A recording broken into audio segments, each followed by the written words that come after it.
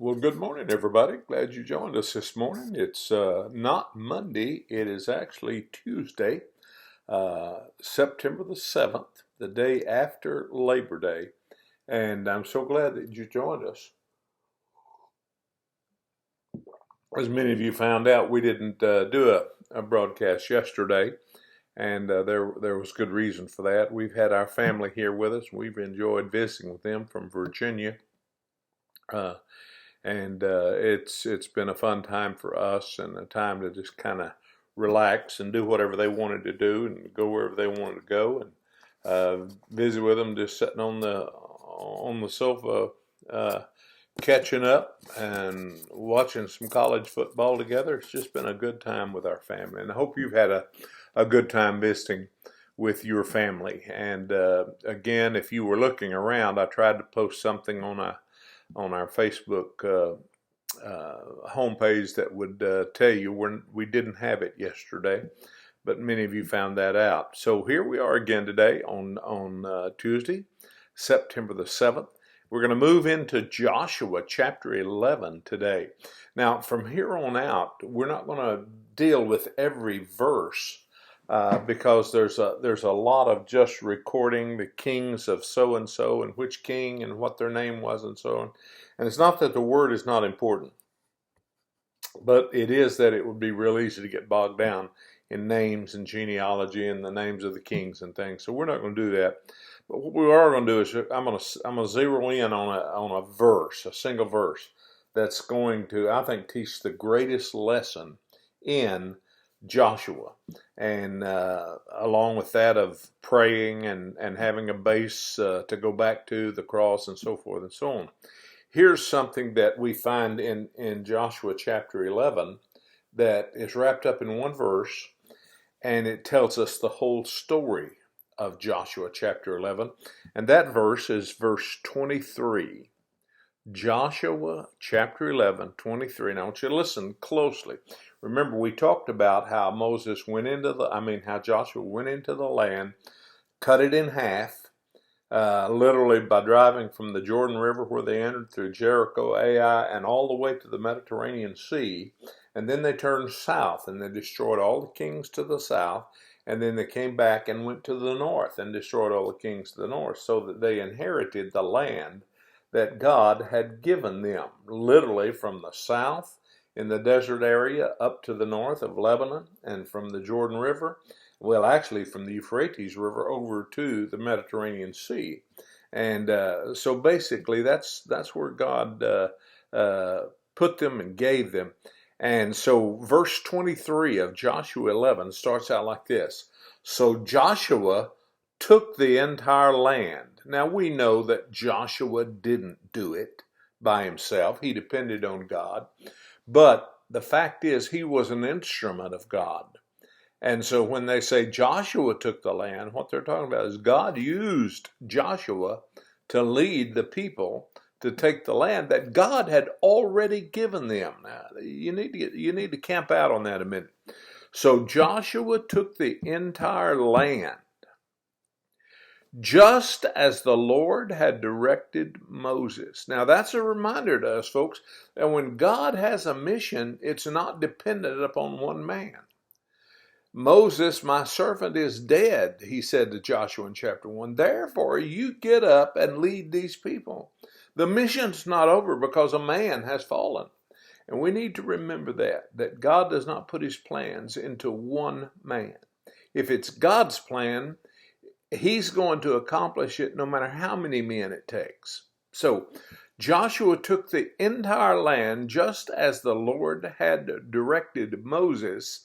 And now listen, and he gave it as an inheritance to Israel. Remember, he is the instrument. So he gave the land as an inheritance to Israel according to their tribal divisions. Each one got a certain spot of land. And remember, 2.5 tribes got their inheritance on the other side of the Jordan River. They didn't want to settle in the land. They wanted to settle outside the land. And God honored that, and he gave them that particular part. And it says he gave their inheritance according to their tribal divisions. And now listen to this last phrase, because it's so important. Then the land had rest from war. They didn't have rest until Joshua finished doing what God had told Moses to do. Now, folks, sometimes we don't have any rest in our Christian lives because we're not through obeying what God has told us to do. We haven't completed the task. We haven't done what God has put us here to do. And that last part, then the land had rest. I want to talk this week about rest. Now, there are two kinds of rest. There is physical rest and there is spiritual rest. Now, when it comes to physical rest, God set the pattern for us when it comes to physical rest. He rested after 6 days of creation. I don't think it was from being tired. You know, when God created, He just spoke. He said, let light be, and light became. God spoke the worlds into existence. Now, you don't tire out from that. However, God set the pattern for us that we need a time of rest. And so He rested after 6 days of creation.